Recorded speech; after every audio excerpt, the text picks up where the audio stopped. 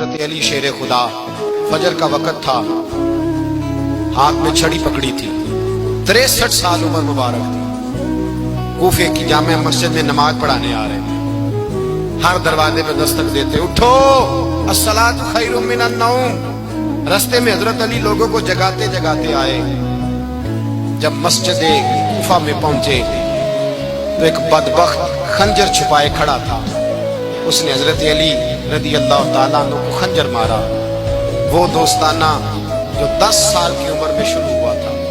جب شیر خدا کو خنجر لگا تو پتہ لفظ کیا تھے؟ فزت برب الکعبہ، لوگوں رب کعبہ کی قسم میں کامیاب ہو گیا، میری زندگی دین کے کام آ گئی، میں کامیاب ہو گیا۔ حضرت علی کی داڑھی ساری لہو سے بھر گئی۔ حضرت شیر خدا فرمایا کرتے تھے، ایک دفعہ میں بڑا بیمار ہوا، میرے سے اٹھ کے کھڑا نہیں ہوا جاتا تھا، حضور تیمارداری کرنے آئے تو میں نے کہا یا رسول اللہ پتہ نہیں بچوں گا کہ نہیں۔ حضور نے فرمایا علی نہیں، تو اس وقت دنیا سے جائے گا جب تیری داڑھی لہو سے رنگین ہو جائے گی۔ شیر خدا کہتے ہیں جب زخم لگا تو میں نے نیچے جھکا کر دیکھا تو داڑھی لہو سے بھری ہوئی ہے، میں نے کہا بس وہی کامیاب ہو گیا۔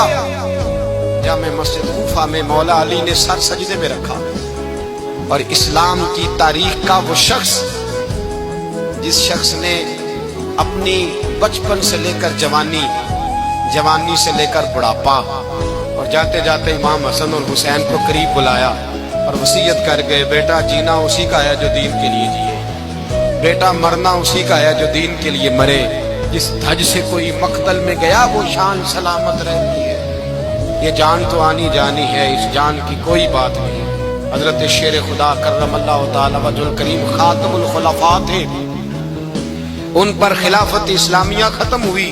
حضرت علی رضی اللہ تعالیٰ عنہ جس دن وصال ہوا، آپ کے بیٹے کہتے ہیں اس رات مولا علی نے خزانے کا مال سارا ایک رات والے تقسیم کیا، اور پھر جس جگہ مال خزانہ ہوتا تھا وہاں 2 نفل پڑھ کے کہا اے اللہ میں نے تیرے بندوں کی امانت تیرے بندوں تک پہنچا دی ہے۔ زندگی دین کے نام کر کے وہ شیر رخصت ہوئے۔ 21 رمضان المبارک کی شام ڈھلی تو حضرت علی المرتضیٰ شیر خدا رخصت ہوئے۔